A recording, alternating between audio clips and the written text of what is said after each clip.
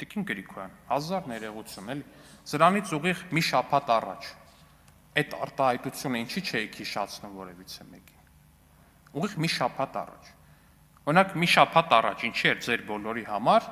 Նավասարդ arczepiskopos Կճոյանը սուրբ եւ վեհանձն անձնավորություն։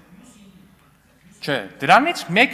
ուղիղ մեկ շաբաթ առաջ ինչի էր ձեր համար Արցախի թեմի առաջնորդը սուրբ եւ վեհանձն անձնավորություն։ Դրանից մեկ շաբաթ առաջ ինչի էր ձեր համար Վազգեն Սրբազանը սուրբ, չէ, Վազգեն Սրբազանը չէ, նա հանդգնել էր խաղաղությունը օրհնել, նա ձեր համար արդեն իսկ բան էր, անիցիալ էր։ Գևորգ Սրբազանը ինչի էր ձեր համար սուրբ եւ անձեռնմխելի անձնավորություն։ Ես գիտեմ ինչ էր ձեր համար սուրբ եւ անձեռնմխելի արտահայտություն, անձնավորություն։ Մի պարզ պատճառով, միջև այդ պահը նա չէր դատապարտել սրբափիղծ ռոմանտիկ կապը Արշակ arczepiskopos Խաչատրյանի։ Էդ է ձեր տրամաբանությունը, ժողովուրդ ջան։ Այսօր օրինակ խնդրում եմ,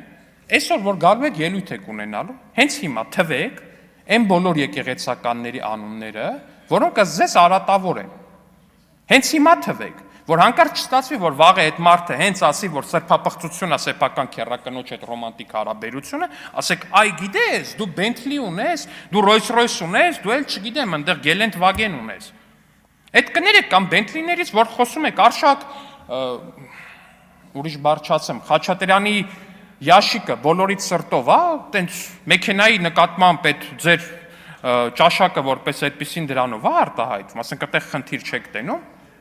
Թե մեքենան համարվում է խնդրահարույց, եթե մեքենայի տերը սեփական քերակնոջ հետ սիրային կապ չունի։ Այսինքն ես ուզում եմ հասկանամ, դուք որ ձեզ դիրքավորում եք որպես ազգային պահպանողական քաղաքական ուժ, դուք որ ազգն եք ներկայացնում, եթե ձեր համար նորմալ է,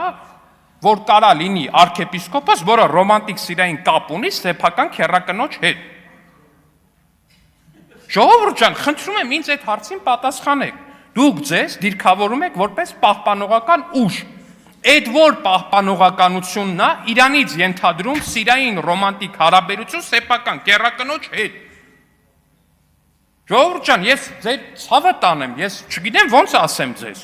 Ես հայ տղամարդ եմ։ Ես քրիստոնյա եմ։ Ես ամաչում եմ, որ դուք ձեզ անվանում եք պահպանողական։